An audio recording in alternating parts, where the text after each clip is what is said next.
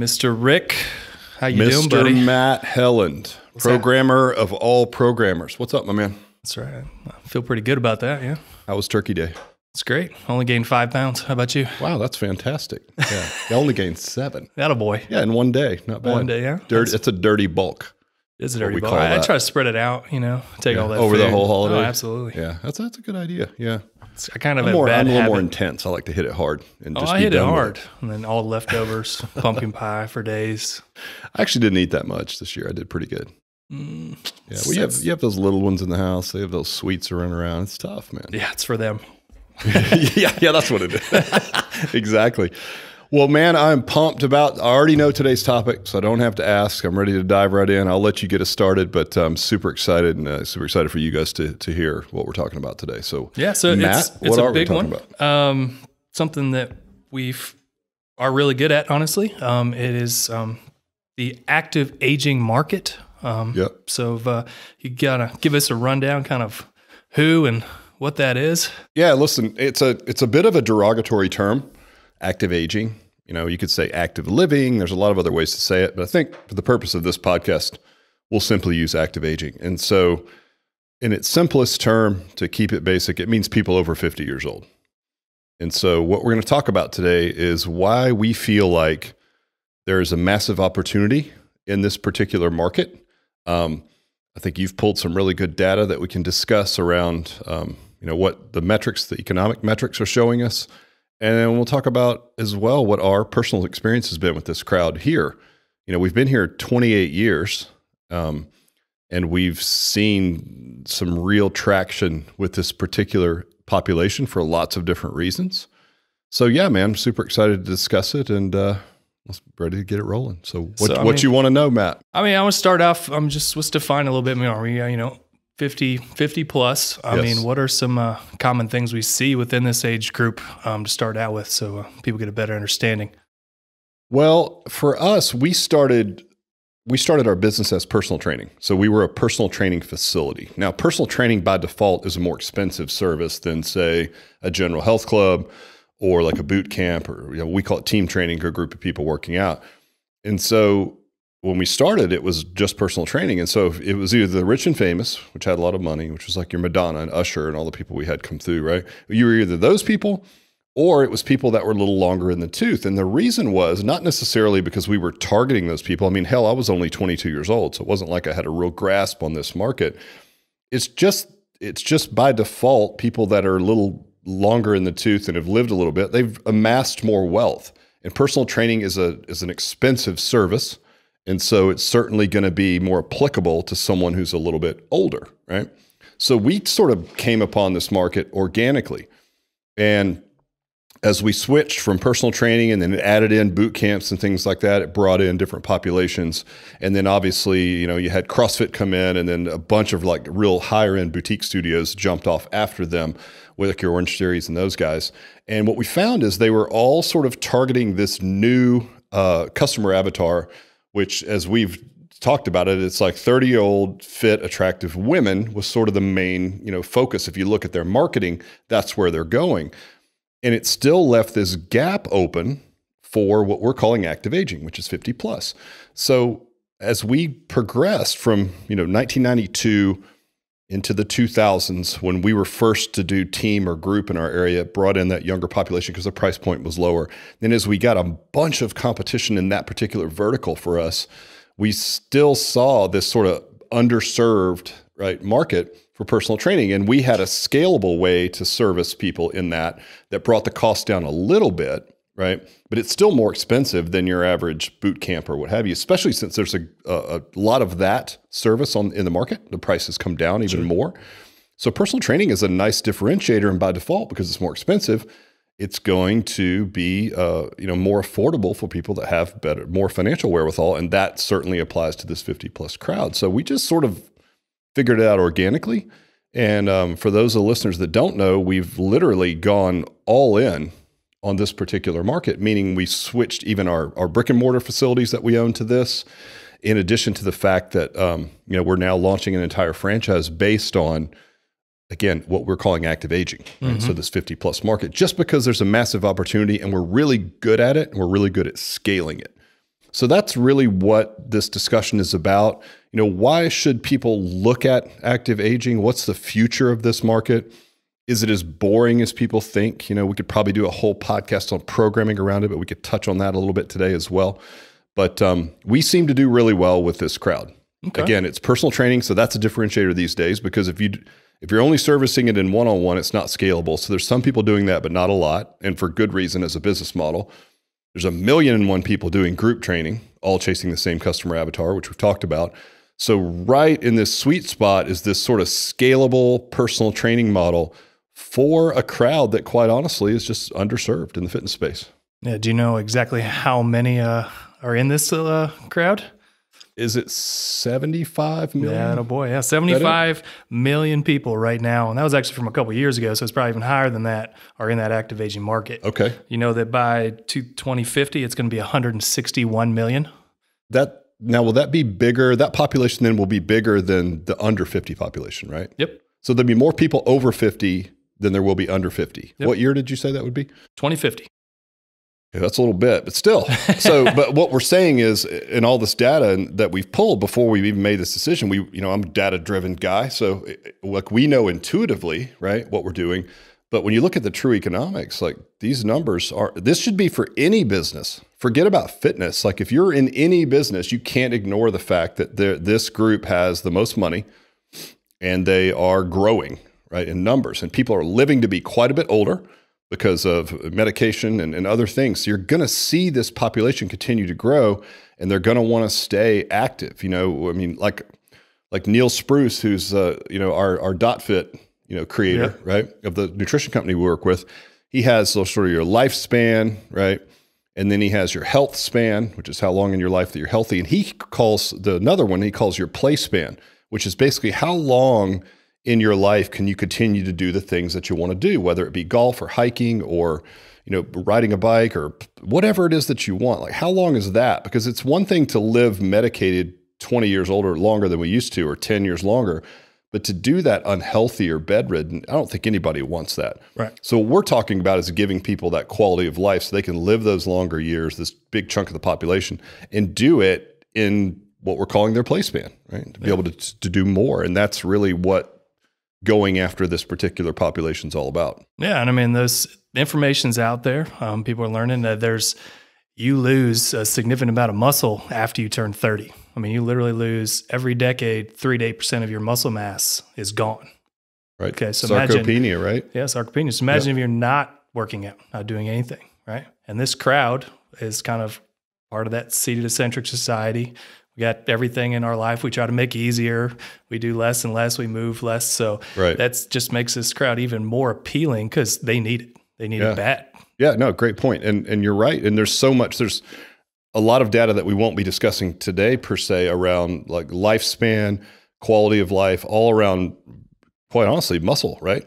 Muscle tissue and maintenance of muscle, or even building of muscle. If you've never worked out, you could still do that in this age bracket, right? Protein intake. And there's a lot of studies that you see leaning towards this population because people are living longer, living to be older, and they don't just want to, again, they want their play span to be longer. They don't just want to live unhealthy, right? They want to be able to go snow skiing and do all these things. But this group spends, I think it's 80% of all adventure travel is purchased by this group because they have the financial wherewithal to do it. So if you're going to go to the Alps and do some hut-to-hut fancy hiking trip, you're going to want to have the fitness to be able to do that, right? Yeah. So on that note, before we move on, I would argue that from a trainer standpoint, so if anybody's watching this that's in the fitness industry and they're like, training old people is boring, I would say, well, first of all, you have to be more technical to train someone that's a little beat up. And if you're over 50 and you've been active, you're going to have some dings and some chinks in your armor. So you have to be more technical. You can do anything with a 25-year-old fire breather, and even if it's terrible form or whatever, they're not going to feel that until they're 50. So try picking someone up who already has those injuries, working around them, improving their movement quality, and getting them to do that. You have to be really technical, a technical type of trainer to be able to do that. So I would say that, somewhere in the middle is the easy training, right? You got the hardcore athletes, right? Yep. You got your average individuals that are, again, 25, 30, maybe up to 40 years old. You can do any dumb things you want. It's like anything was going to work. Then when you get a little older and you get beat up, you almost have to go back to the high level athletics and then pare it down and apply those same principles to people at that level, which takes some level of skill and acumen. So if anybody's listening to this or watching that's a technical trainer, this is a very interesting crowd to work with. Plus, I will argue all day long that it's much more gratifying to help someone live a better quality of life through the activities and the lifestyle that they want than it is to help somebody get beach body abs, right? Because that's a moving target. Like what does look good even mean, right? Right. It's much easier to say, okay, I'm going to get you ready for this trip, this hiking trip in the Alps, where you can complete it and you can hike, 10 miles day over day with a load. Right. I can give you that, and I can give you that in short time. Just show up, right? 6-pack abs are built, they're built in the kitchen, whatever that corny stuff is. That's stuff that we can't control. So it's much easier and not a moving target and not kind of like what does in great shape mean? It's tangible things that you can give people. I mean, and for the older, if you lean towards the older age bracket here, like the upper end of this age bracket, I should say, getting more independence, right? So I fall down on the floor. Can I even get up off the floor? Can I get out of the bathtub on my own? And there's some things like that we're not always going that far, across the spectrum, but we can. I do. And if so, it's like, man, that's way more life-changing than I'm going to look really good with my girlfriends at my beach trip this year. I don't care what you say. Yeah. So as a trainer, it's easier to get people there. There's more people that need it, and you do have to be a technical coach. So I find this age bracket much more compelling as a coach, a technical trainer coach, than I do 6-pack abs. Oh, absolutely. I mean, it's like I said, so they have, the numbers, right? They need it. It's a little bit more gratifying. Obviously, I mean, there's people coming in from all walks of life. You don't know what's they've done or haven't done. Right. So you have to be a solid coach, but you wrap all that up and you're going to keep a client much longer because they understand more of the importance than, I got 6-pack abs, see you later. I'm going to work out with you forever because you changed my life. I can play with my kids. And let's say this as well. Just because you're active aging doesn't mean you won't have 6-pack abs, right? Sure. I mean, it's like that's sort of a byproduct of doing all the things that are going to help you hike that trail in the Alps or bike or, hit the golf ball well. By the way, the byproduct is you're going to look a lot better. But when you're coming in with that as a sole focus and your only goal, it's sort of a moving target that you're never going to be satisfied with because you never look good enough, right? Whereas if you've got these tangible goals, like I want to move better. I mean, look at our motto overall, right? Looking good. Like, what does that mean? It's relative, right? So looking good, feeling great, that's important. That's movement quality, and living life to the fullest. That's doing the hiking trips and the golfing and all that. And that's our brand promise. So I don't know, man, for me, it's super compelling. We've done it well for 30 years. And I know you've got some more metrics that are going to rattle through, but you'd be crazy not to pay attention to this market. Sure. Crazy. All right. Well, we talked about number size, like how many are in this active aging group. Let's talk about money a little bit. Yep. So this group controls over 70% of the dispensable income, right? So or disposable, whatever. Disposable. You can, you can dispense of it if you want. If you want to dispense of some of your income to me, Matt, I'll take it. And they also dispense 50% of that. The highest out of any age, over 50, under 50. So the over 50 group spends more. Well, obviously they have more to spend, right? Sure. Well, if you look at disposable income, so if they control 70% of the disposable income, by the way, that income is what's spent on high-end fitness services, whether it's in a group setting or like personal training, right? So if you're looking for a group to sell higher-end fitness, like boutique fitness to in whatever fashion, why would you not go after the crowd that has 70% of the disposable income? And I know this stat, and I'm sure you probably pulled this, so I'm going to steal your thunder, but from what I understand, it's only like 5 to 10% of all marketing dollars are spent to target this group. So the people that have the most money get the least amount of marketing dollars thrown at them. Yeah. Well, again, why? Because is it not cool or sexy? Or I sound all defensive because I turned 50 recently. So I'm like, you don't think I'm sexy? Matt, do you think I'm sexy? I'm just saying. No comment. Okay. You do. He's blushing. But listen, you know what I mean? It's like, why would you not? And again, forget about fitness. If I'm going into any business, if I'm like, all right, this crowd holds 70% of disposable income and there's only 5 to 10% of marketing dollars there, massive opportunity. You can't ignore it. All right. What else you got for stats? All right. Stats. this group, if you're looking at, again, money, 80% of all savings and loans are in this group. So again, just shows they got most of it. So again, doesn't make sense why we even don't market towards them. Yeah, I get it just shows that financial stability. It's crazy. All right, let's talk about marketing with this group. They spend, more time online than any group, believe it or not. They spend more time than millennials online. So wait, so people over 50 spend more time online than people under 50? 15 hours a week. Interesting. Believe that? Do you know which site they spend the most time on? Oh, I got this one. Facebook, right? Yeah. Well, and that's great for marketing, right? We talk about that. Right.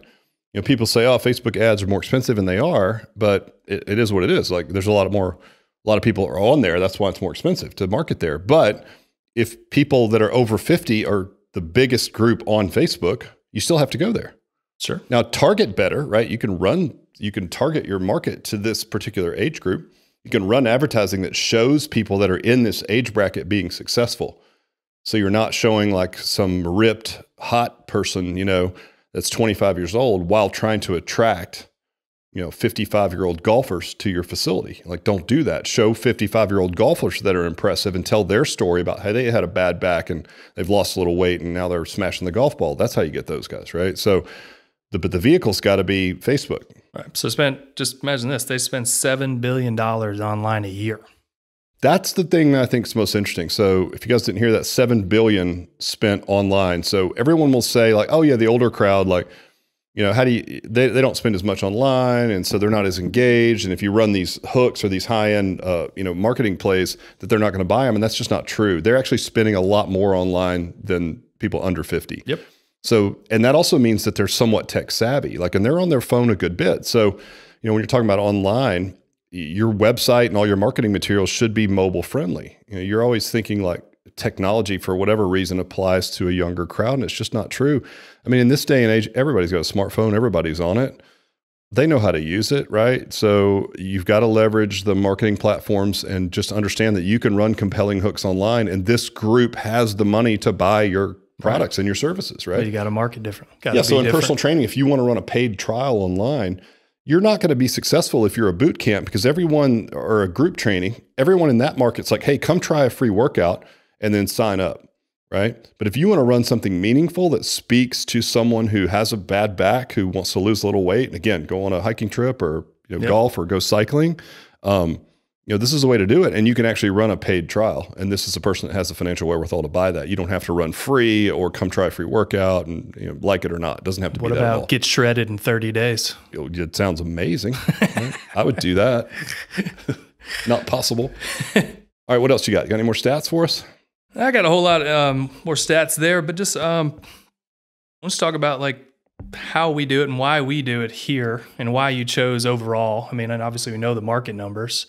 Right. But talk about just the staying power and like clients, our retention around this group. I mean, I think that's invaluable. It shows, a better business model. Yep. So when we look at we'll compare what we're calling team training. So think about 20 people getting sweaty, bunch of brands doing that, versus people that are doing personal training. Now we do small group training. So there's still a small group of people, but we keep it small enough to keep the brand promise of personal training, right? So when we look at the real statistics around these two groups, we'll just use our brick and mortars, and then we'll use some other people's that we work with. So here, the average stay of a team training client, average age would be lesser, right? Because the price point was lesser when we had this vertical. They would stay on average 10 months, which by the way, beats the average for the average boot camp company, which is a good brand will do maybe 7 months that they'll keep someone, right? Bad brands, maybe 3 months. Right. So if you compare that, $150 a month, which is average in our area for unlimited group, team training, that person versus someone who does personal training, which again, the price threshold is higher, makes them a little bit older, right? Mm-hmm. Get them into this active aging over 50 crowd. These guys in our clubs would spend an average of $370 a month and stay 36 months. So when you take customer acquisition cost or CAC or whatever, if you're using the acronyms, that's something every business should know. What does it cost me to get a new customer? That's not going to be a lot different for a group training, team training model than it will be for personal training. So in the long run, do I want someone in my business for 7 to 10 months that pays me $150 a month? That's easy math. Or do I want someone in my club that's going to stay 36 months at $370 a month, right? Yeah. Sure. That makes that customer acquisition cost formula completely different, right? Then if you run your net profit, so what does my company make at the end of the day? You could take that gross, right? The gross revenue that you're going to earn, at $370 a month times 36 months, and then just run your profit margin around that. So say it's 30% of that, right? And then you run your customer acquisition cost over that, and then and then it comes down to something like, hey, would you spend $500, which is a high customer acquisition cost? I'm not saying everyone's is that high. Would you spend $500 to make $5,000, right? And anyone would do that. The answer would be yes, absolutely, right? So, or would you spend $500 to make $350 in 10 months or 7 months? The answer is no, you would not. And that's kind of what we're running into, right? That's what we're seeing. And that's not just with our brand. So those are our numbers here, but we have other people in the industry, like Tim Lyons is a buddy of mine, right? He owns a marketing company. And then he also has a gym very similar to our older model, which is in Phoenix. Same thing, team training clients churning out 9 to 10 months, 38 months for personal training clients that he can get into personal training. And by the way, the average age of the personal training clients, much older. Right. So we're really talking about different levels of service, group training, team training versus personal training. And if you can scale personal training, it's really the only way to do it. I wouldn't want to do a one-on-one business. It would be fine, except it's just not a great business construct. Sure. So if you can get into that personal training, realm and get to these older clients, they're going to stay longer and pay much more. And so stay longer, pay longer. So I don't know as a business model why you would do it any other way, honestly. Right. Yeah. Personal training, obviously can accommodate everybody, which really helps with active aging. There's more of them. They have more money. They spend more money. And they're marketed to the least amount. I don't know. Can we just drop the mic and walk off at that? It's like, there's more of them. They have the most money. They have the least amount of money spent marketing to them. That alone should have everyone that's listening to this be like, all right, we're switching our business model. Right. And then stay longer. Yeah. Yeah. They stay longer. So like the retention model is much better because there's not a lot of places where people can go that have had a hip replacement and still get a really good dynamic workout. And by the way, not feel like an old fart. We've seen different brands small to try to bite into this crowd, right, but they do it in such an off-putting way. Like I said, dude, I just turned 50. Like, I don't want to work out at an old person's gym. I don't. So why can't you build something where someone like me can get a really good workout at my level, but there might be somebody in there who's 5 or 7 years older than me, who's very deconditioned and very overweight. They should also be able to get an effective workout. Absolutely. And if you have the magic sauce, which we do, you're able to do that for active aging. So that's really the key. And that's where that conversation earlier about that technical coaching came into place. So yeah, man, listen, all signs point to, no matter what business that you're in, this is the group moving forward. They're only going to get bigger. I think they're going to inherit like $14 trillion. They're set to inherit over the next 25 years, something like that. So they're only going to get more money. The population's only going to get bigger. People are going to be living longer. Right. So every single metric points to this is the way to go. And I like personal training. I think when you look at overall trends in the industry that would point to this, is the pendulum has starting to swing back from one workout fits all, right? Come in, if you survive it, great, but the workout is what it is. The pendulum's swinging back to more specificity. What about me, sure, right? And that's what speaks to personal training, right? Literally, if you just throw that name on your door, it tells everyone what you do. It's all about me. And that's real important. And if you can give somebody all about me in a group setting, that's where you're active. That's where you can make real progress with active aging. Great. All right. You got anything else to add? Listen, man, if that doesn't convince you, I'm not sure I can help you. Oh, I'm convinced. Are you on board? Yeah, buddy. All right. Well, you're right. You just had a birthday. How old were you? 34. Happy birthday. It's yesterday, right? Yeah. Happy birthday. So you've got a few years left in you. Few years, yeah. Yeah, a few good years. I'm starting losing muscle right now. Your sarcopenia right now. Out of here. All right, Matt, I appreciate it, man. Great topic today. And you listeners, we appreciate you guys as well. And I would highly encourage you guys to look more into this active aging market and look at Alloy Personal Training Franchise. If you don't know what's up, we'll tell you. So peace.